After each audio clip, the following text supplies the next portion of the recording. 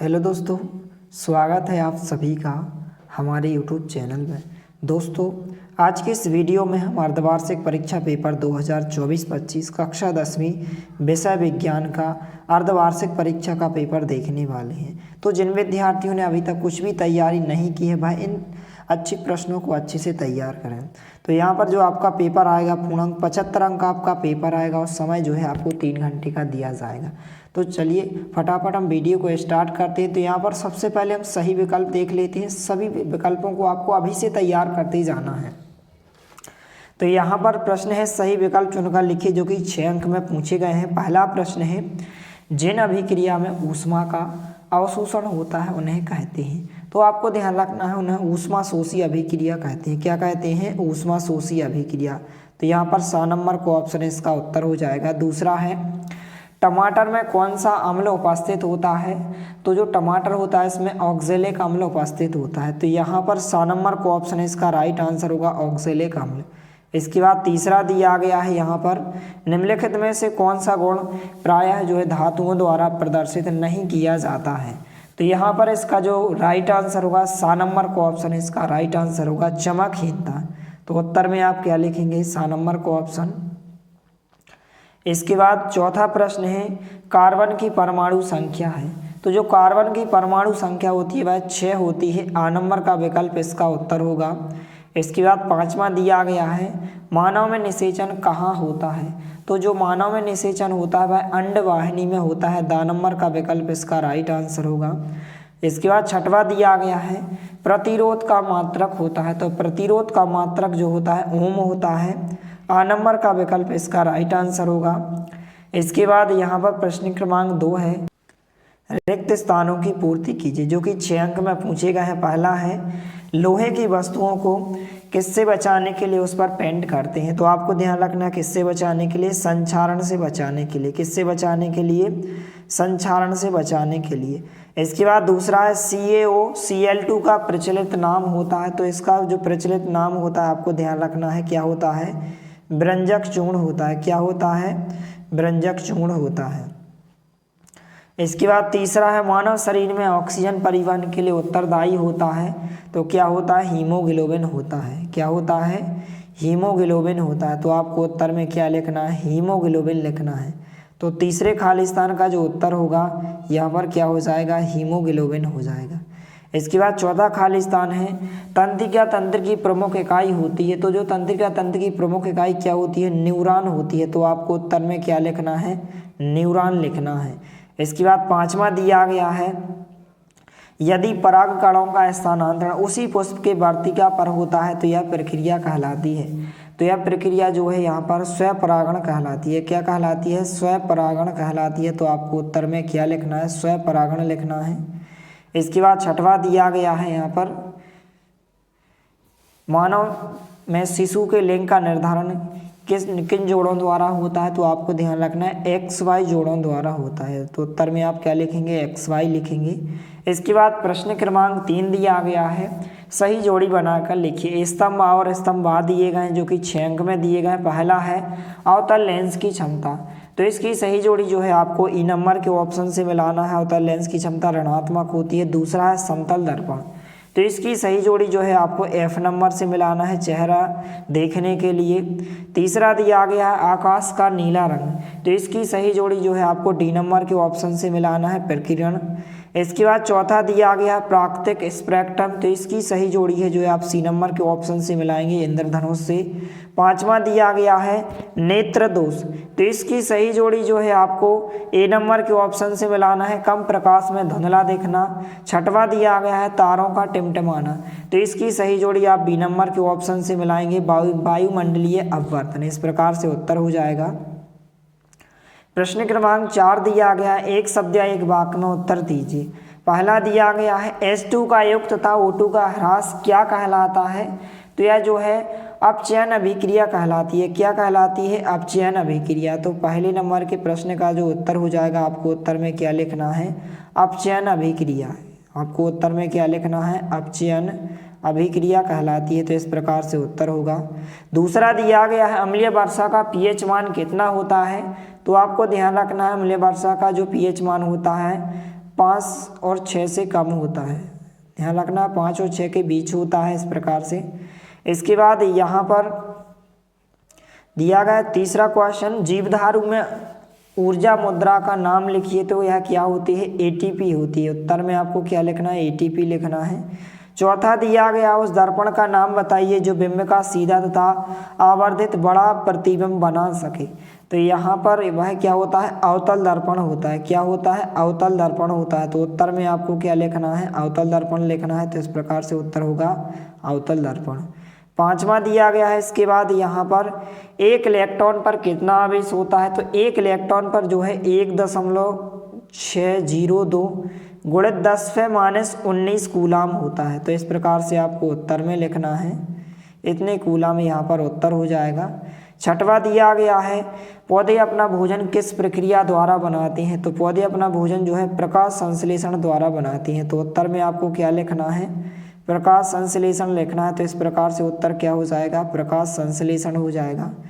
इसके बाद यहाँ पर प्रश्न क्रमांक 5 है, सत्य सत्य का चयन करके लिखिए। पहला है, जो पदार्थ ऑक्सीकृत अर्थात उपचयित हो जाते हैं वे ऑक्सीकारक या उपचायक कहलाते हैं। तो यह कथन आपका क्या हो जाएगा? असत्य हो जाएगा। तो पहले के आपको उत्तर में क्या लिखना है?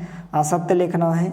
दूसरा दिया गया है, CO एक अम्लीय ऑक्साइड होता है। तो यह कथन भी आपका क्या हो जाएगा? असत्य हो जाएगा। तो इस प्रकार से आपको उत्तर में क्या लिखना है? असत्य लिखना है। तीसरा दिया गया है, बायां निलय ऑक्सीजनित रक्त को शरीर के विभिन्न भागों में प्रेषित करता है। तो तीसरा कथन आपका बिल्कुल सत्य हो जाएगा। इसके बाद चौथा दिया गया है, पुष्प के लाल एवं सफ़ेद रंग में सफ़ेद प्रभावी एवं लाल अप्रभावी होता है। तो यह कथन आपका क्या हो जाएगा? असत्य हो जाएगा। तो इस प्रकार से आपको उत्तर में क्या लिखना है? असत्य लिखना है। पांचवा दिया गया है, संवेदी न्यूरॉन मेरुरज्जु से आवेग को पेशियां तक पहुंचाती है। तो यह कथन आपका क्या हो जाएगा? असत्य हो जाएगा। तो इस प्रकार से आप उत्तर में क्या लिखेंगे? असत्य लिखेंगे। छठवा दिया गया है इस प्रकार से कि सोडियम अति क्रियाशील धातु है। तो यह कथन आपका बिल्कुल सत्य हो जाएगा कि जो सोडियम है वह अति क्रियाशील धातु होती है। इसके बाद यहाँ पर प्रश्न क्रमांक 6 से 2-2 अंक के प्रश्न पूछे गए हैं। जो प्रश्न क्रमांक 6 है, ऊष्माशोषी अभिक्रिया किसे कहते हैं? एक उदाहरण लिखिए। इनके उत्तर आपको बताए जाएंगे। अथवा दिया गया है, श्वसन को ऊष्माक्षेपी अभिक्रिया क्यों कहते हैं? तो ये सबसे पहले हम इनके उत्तर देख लेते हैं। तो इस प्रकार से प्रश्न क्रमांक 6 का उत्तर हो जाएगा। यहाँ से लेकर यहाँ तक आपको अच्छे से तैयार करना है। तो आप स्क्रीनशॉट ले सकते हैं कि ऐसी रासायनिक अभिक्रिया जिसमें ऊष्मा का अवशोषण होता है उसे ऊष्माशोषी अभिक्रिया कहते हैं। उदाहरण, पानी का बर्फ में बदलना। तो इस प्रकार से आप अभी से तैयार करते जाइए। इसके बाद प्रश्न क्रमांक 6 का जो अथवा पूछा गया, श्वसन को ऊष्माक्षेपी अभिक्रिया क्यों कहते हैं? तो इस प्रकार से उत्तर हो जाए। यहाँ से लेकर यहाँ तक आपको अच्छे से तैयार करना है। प्रश्न क्रमांक 6 का अथवा हो जाएगा। इसके बाद प्रश्न क्रमांक 7 जो दिया गया है, तेल एवं वसायुक्त पदार्थों को नाइट्रोजन से प्रभावित क्यों किया जाता है? तो यहाँ पर हम इसका उत्तर देख लेते हैं प्रश्न क्रमांक 7 का। तो यहाँ पर प्रश्न क्रमांक 7 का उत्तर होगा कि तेल एवं वसायुक्त पदार्थों को नाइट्रोजन से प्रभावित इसलिए किया जाता है क्योंकि नाइट्रोजन एक अक्रिय गैस है। यह इन पदार्थों को ऑक्सीजन के संपर्क में आने से रोकती है, जिससे ये खराब होने से बच जाते हैं। इसके बाद प्रश्न क्रमांक 7 का अथवा वाला प्रश्न जो पूछा गया है कि वायु में जलाने से पूर्व मैग्नीशियम रिबन को साफ क्यों किया जाता है? तो प्रश्न क्रमांक 7 के अथवा वाले प्रश्न का उत्तर देख लेते हैं। तो यहाँ पर इस प्रकार से प्रश्न क्रमांक 7 के अथवा वाले प्रश्न का उत्तर होगा। यहाँ से लेकर यहाँ तक आपको अच्छे से तैयार करना है। इसके बाद प्रश्न क्रमांक 8 देख लेते हैं। तो यहाँ पर प्रश्न क्रमांक 8 दिया गया है, उदासीनीकरण अभिक्रिया को उदाहरण सहित परिभाषित कीजिए। और अथवा में पूछा गया, अम्ल का जलीय विलयन विद्युत का चालन क्यों करता है? तो प्रश्न क्रमांक 8 का उत्तर देख लेते हैं। तो यहाँ पर प्रश्न क्रमांक 8 का उत्तर हो जाएगा। फटाफट आप स्क्रीनशॉट ले लीजिए। इसके बाद प्रश्न क्रमांक 8 के अथवा वाले प्रश्न का उत्तर हो जाएगा। इसका भी आप स्क्रीनशॉट लेकर इसको तैयार करें। इसके बाद प्रश्न क्रमांक जो 9 पूछा गया है, किण्वन से आप क्या समझते हो? अथवा में पूछा गया है, विषम परमाणु क्या कहलाते हैं? उदाहरण दीजिए। तो इसका हम उत्तर देख लेते हैं प्रश्न क्रमांक 9 का।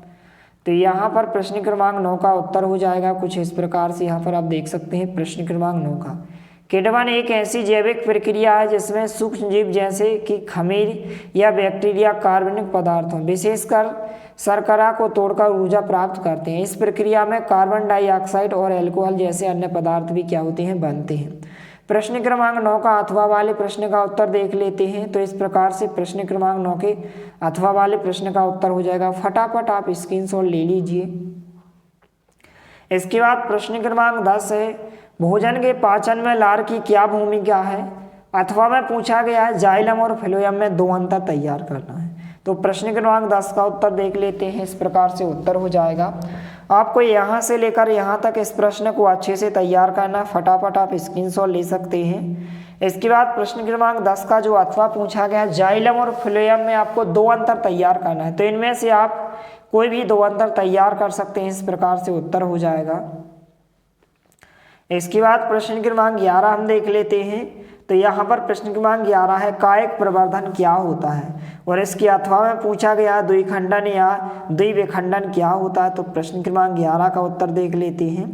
तो यहाँ पर प्रश्न क्रमांक 11 का उत्तर हो जाएगा कि पौधों के कायिक भागों जैसे जड़, तना, पत्ती से नए पौधे उगाने की प्रक्रिया को कायिक प्रवर्धन कहते हैं। प्रश्न क्रमांक 11 का अथवा वाले प्रश्न का उत्तर इस प्रकार से हो जाएगा कि द्विखंडन एक प्रकार का अलैंगिक जनन है जिसमें एक कोशिका दो बराबर भागों में विभाजित होकर दो नई कोशिकाएं बनाती है, उदाहरण जीवाणु। तो इस प्रकार से आप उत्तर लिखेंगे प्रश्न क्रमांक 11 का अथवा वाले का। इसके बाद प्रश्न क्रमांक 12 दिया गया है, द्विसंकर क्रॉस क्या होता है। और अथवा में पूछा गया है साबुन तथा मार्जक में कोई दो अंतर। तो हम प्रश्न क्रमांक 12 का उत्तर देख लेते हैं। तो यहाँ पर प्रश्न क्रमांक 12 का उत्तर हो जाएगा। फटाफट आप स्क्रीनशॉट ले सकते हैं। प्रश्न क्रमांक 12 के अथवा वाले प्रश्न का उत्तर हो जाएगा साबुन और अवमार्जक में आपको अंतर तैयार करना। तो फटाफट आप स्क्रीनशॉट ले सकते हैं। और यदि पीडीएफ को आप डाउनलोड करना चाहते हैं तो आप हमारे टेलीग्राम चैनल को ज्वाइन कीजिए। टेलीग्राम चैनल जो है फ्री ऑनलाइन टीचिंग 1 के नाम से दिया गया है। तो वहाँ पर आपको इसकी पीडीएफ उपलब्ध कराई जाएंगी। प्रश्न क्रमांक 13 देख लेते हैं। इसके बाद प्रश्न क्रमांक 13 दिया गया है, लेंस की क्षमता से आप क्या समझते हैं, सूत्र लिखिए। और अथवा में पूछा गया वास्तविक प्रतिबिंब और आभासी प्रतिबिंब में कोई दो अंतर लिखिए।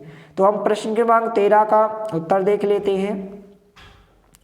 तो इस प्रकार से प्रश्न क्रमांक 13 का उत्तर हो जाएगा। फटाफट आप स्क्रीनशॉट ले सकते हैं कि लेंस की क्षमता जो है यह बताती है कि कोई लेंस प्रकाश की किरणों को कितना मोड़ सकता है। इसे डायोप्टर में मापा जाता है। सूत्र P बराबर 1/f होता है।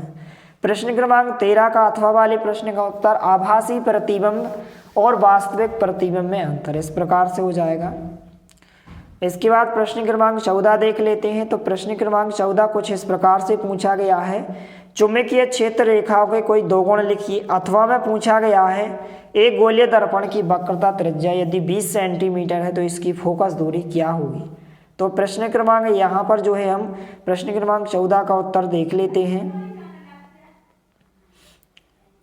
तो प्रश्न क्रमांक 14 का उत्तर हो जाएगा चुंबकीय क्षेत्र रेखाओं के दो गुण हो जाएंगे। पहला बंद वक्र, ये हमेशा बंद लूप बनाती हैं। इसके बाद कभी नहीं काटती हैं रेखाएं, एक दूसरे को कभी नहीं काटती हैं। इस प्रकार से उत्तर हो जाएगा।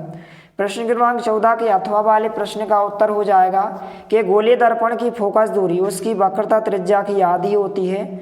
यहाँ वक्रता त्रिज्या r बराबर 20 सेंटीमीटर, इसलिए फोकस दूरी f बराबर r/2 जो कि 20 सेंटीमीटर है। इस प्रकार से बराबर 10 सेंटीमीटर हो जाएगी। तो यहाँ पर इस प्रकार से आपको सॉल्व करना है, आंसर हो जाएगा। इसके बाद प्रश्न क्रमांक 15 दिया गया है, ग्लोबल वार्मिंग के दो कारण लिखिए। और अथवा में पूछा गया है मेंडल द्वारा प्रयोग के लिए मटर के पौधे का चुनाव क्यों किया गया। तो प्रश्न क्रमांक 15 का उत्तर देख लेते हैं। इस प्रकार से उत्तर होगा ग्लोबल वार्मिंग के कोई दो मुख्य कारण हो जाएंगे कि ग्रीन हाउस गैस जैसे कार्बन डाइऑक्साइड जैसी गैसें जो है सूर्य की गर्मी को पृथ्वी पर रोक लेती हैं। दूसरा है वनों की कटाई, पेड़ कार्बन डाइऑक्साइड सोखते हैं, उनकी कमी से ये गैस बढ़ जाती है। प्रश्न क्रमांक 15 के अथवा वाले प्रश्न का उत्तर होगा कि मेंडल ने अपने जो है यहाँ पर आनुवांशिकता के प्रयोगों के लिए मटर के पौधे को इसलिए चुना क्योंकि मटर के पौधे तेजी से बढ़ते हैं, इनमें स्पष्ट रूप से दिखने वाले कई विपरीत लक्षण होते हैं और इनका संकरण करना आसान होता है। इसके अलावा मटर के पौधे स्वपरागण भी करते हैं जिससे प्रयोगों के परिणामों का विश्लेषण करना आसान हो जाता है। तो इस प्रकार से उत्तर हो जाएगा। इसके बाद यहाँ पर प्रश्न क्रमांक 16 दिया गया है जो कि 2 अंक में पूछा गया। स्वपरागण और परपरागण में 2 अंतर लिखिए। अथवा पूछा गया है लैंगिक और अलैंगिक जनन में 2 अंतर लिखिए। तो प्रश्न क्रमांक 16 का उत्तर देख लेते हैं। तो प्रश्न क्रमांक 16 का उत्तर इस प्रकार से हो जाएगा, स्वपरागण और परपरागण में अंतर है। इस प्रकार से कोई भी आपको 2 या 3 अंतर अच्छे से तैयार करना है।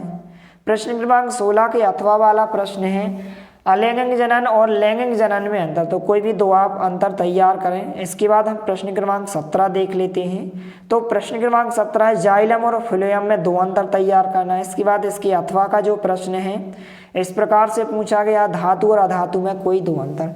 तो आप प्रश्नों को देख लीजिए, इनको आपको अच्छे से तैयार कर लेना है। प्रश्न क्रमांक 18 है संतुलित रासायनिक समीकरण किसे कहते हैं? एक संतुलित रासायनिक समीकरण लिखिए। अथवा में पूछा गया है बेकिंग सोडा बनाने की विधि व इसके उपयोग लिखिए। प्रश्न क्रमांक 19 है प्रकाश संश्लेषण क्या है?